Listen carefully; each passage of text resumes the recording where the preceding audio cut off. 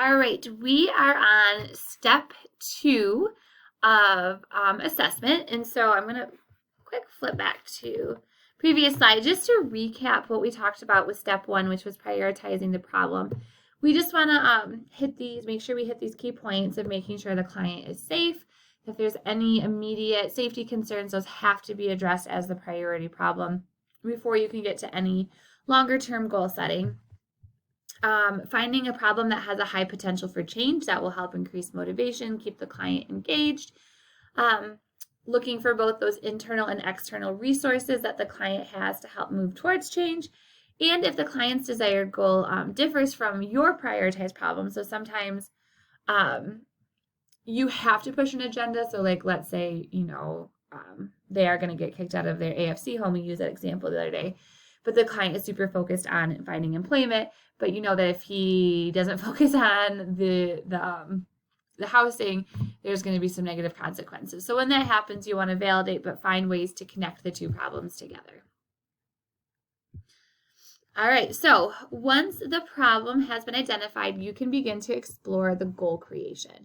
So the goal creation is really taking the prioritized problem and narrowing it down into something more specific. And we're going to talk about kind of an acronym called SMART goals that will help you meet some qualifiers. So some of the things that we're looking at when we are setting goals with clients is the goal central to the client and promote change. So is it something that is related to the client, is something that they want to do, and it's going to move them towards some sort of positive or productive change in their life?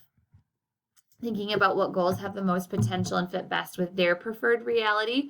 So again, sometimes finding that balance of like, what does the client want? What do you know that they need? And how can you marry them two together with still acknowledging and respecting client self-determination?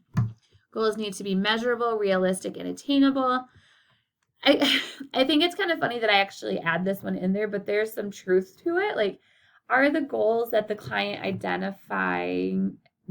identifying, are they legal and ethical? So again, client self-determination is important, but let's say your client has a goal of being wealthy and their objective is to become the most profitable drug dealer on the west side of Grand Rapids.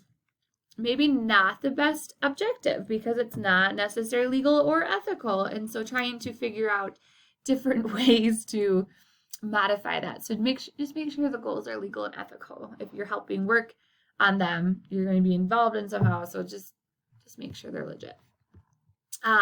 Looking at what kinds of costs, difficulties, what type of work it will take, effort, duration. And so if it's something that's going to overly tax the client's resources, that's not necessarily something beneficial as well. And do you as a social worker have the capabilities to meet the goals? So sometimes your involvement in the goals, you don't necessarily want to be the one who is doing the actions in the goals. You want it to be client focused. You want the client to identify the action steps and be the person doing the action steps. But you're also going to be part of their treatment team because you're providing therapy services or whatever type of individual services. So you do have to make sure it's within your scope of practice and within the context of kind of what you're doing in therapy to make it be kind of aligned with your services and maintain the ethics around it.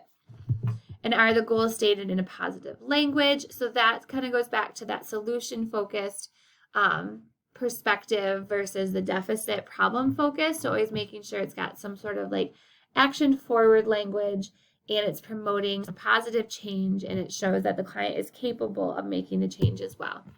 And are there any potential risks in pursuing these goals? Right, sorry there was a little awkward pause in there.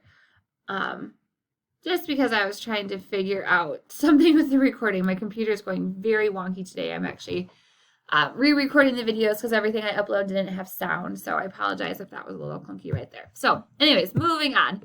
How to start writing the goals. So once a presenting problem has been identified, you and the client begin to formulate an action plan that will help the client move towards change. And so the action plan does involve identifying goals, which is what the client wants to achieve. So I kind of look at that as like this umbrella. And the objectives are the action steps that they're going to take to kind of achieve this overarching goal and idea of what they want to accomplish.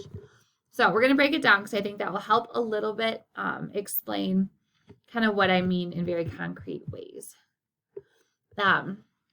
So when you're thinking about writing goals, all goals must be SMART. So this is an acronym that you're going to want to remember. You'll probably hear me reference it quite a bit. So goals have to be specific. So what exactly do you want to accomplish and what actions will you take, or what will the client take? Making sure they're measurable. How do you know if the goal is achieved? Well, you have to have some sort of measure. So if a client wants to stop smoking cigarettes, you might have to set a measurable goal of, is it like complete cessation? Is it reducing their cigarette use by 50%? Is it reduced from 5 cigarettes a day to 1? So putting some sort of quantifier will help you know if you've achieved and measured the goal, and it makes it much more, it sets the expectations, and sometimes it feels a little bit more achievable because having kind of a blanket, will quit smoking, well, how do you know when that happens? And it kind of gives this like all or nothing vibe. Making sure it's achievable. Does the client have the necessary skills and resources to achieve the goal? Is it relevant? Is it something that aligns with kind of their overarching reason why they're coming to services? And kind of asking the client, exploring like, why is the result that we've identified in the goal important to your life? And then making sure there's some sort of time frame on it, because that does help keep focus, and it gives you a chance to check in and evaluate to see if the goals and objectives are effective. Leaving it open-ended without a time-bound thing does kind of, it makes it room for the client to stay a little bit stuck. Having a time frame can also increase motivation towards the end goal. So I went into the biopsychosocials that everybody did, and I pulled out the goals that were written for Simon Birch. And so just to preface this, you did not have any sort of instruction or lecture information on how to write goals. So there's nothing inherently wrong with the goals. But if you're looking at through the lens of what we just talked about, having these SMART goals, the specific, measurable, achievable, relevant, and time-bound, these goals don't necessarily meet or reach those objectives. So I'm just going to pick this counseling one because it's the shortest one. So it would be a good goal for Simon Birch to probably engage in some type of counseling. But what we want to look at is, well, what's the counseling for? What symptoms are they going to address? How often is he going to go? How long is he going to go? Are we measuring the effectiveness of counseling, or are we just measuring if he attends a counseling session? So we would want to fluff that one up a little bit more. So having it like Simon Birch will attend counseling 1 time a week for 6 months to reduce feelings of anxiety by 30%. So we've got specific, what he's going to talk about in counseling, how often he'll go. We have measurable pieces because we're talking about how often and how long, and that the target of anxiety will reduce by 30%. It's achievable, perhaps. We didn't say anxiety is going to be completely gone because that might be a little bit ambitious or unrealistic, because sometimes anxiety doesn't completely go away for an individual. Relevant, it would kind of go around some of his anxiety about what's his purpose in life, kind of not knowing if he was going to die, et cetera, et cetera. And then time bound, it says this is going to be going on for 6 months. So it kind of meets all of those SMART goal objectives. And so Simon needs to stop thinking God's plan took part in him as the instrument that killed Mrs. Wentworth. So we maybe would want to look at this one and address some of the problem deficit language, wanting to stop. Is there a different way we could write that to be more strength and solution focused? We could word this in a way where Simon will work to identify, or maybe this one would be, because this caused him some anxiety. So you could always say, Simon will reduce feelings of anxiety around his role in Mrs. Wentworth's death by 30% by attending therapy 1 time a week for 6 months. And so This can kind of have negative connotations of when we're saying stop. So we can kind of change that to reduce or implement strategies to manage anxiety, something that feels a little bit more strengths-based and solution-focused.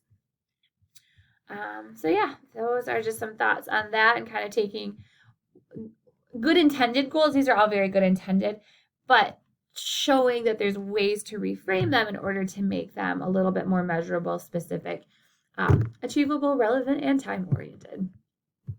So this is kind of a reflection on that as well. So if your client has a goal who, like, they want to become sober, they are using alcohol, and they don't want that to be part of their life anymore, a very natural goal for a client to articulate, and even for a therapist to probably say as well, is to stop the drinking.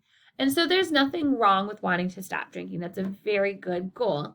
However, when you're writing therapeutic goals, this is where you want to promote that solution-focused thinking. So finding and identifying a motivating action word to address why the behavior is occurring. Because that sometimes it is, in therapy, you might look at, well, the client is drinking right now because he doesn't have any healthier coping skills to deal with life. And so the drinking it's serving a purpose, but what can we replace drinking with that's more healthy and more beneficial to still get his needs met?